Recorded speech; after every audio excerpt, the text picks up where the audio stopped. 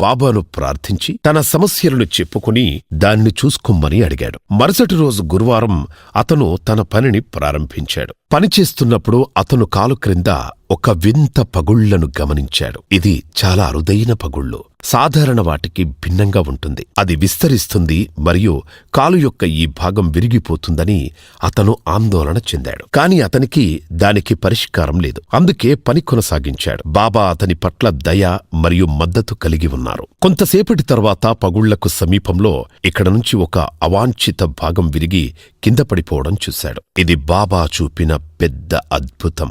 ఎందుకంటే పాలరాయి ఒక సహజ రాయి మరియు దాని స్వంత లా అండ్ ఆర్డర్ మీద పనిచేస్తుంది. అయితే ఇక్కడ బాబా తన భక్తుని ప్రార్థనను విని దానికి సమాధానమిచ్చారు మరియు ఈ విధంగా అతను తాత యొక్క పనిని కాపాడాడు. మరియు మీరు ఈరోజు షిరిడీలో దివ్య విగ్రహాన్ని చూస్తున్నారు. ఈ విధంగా తెలియని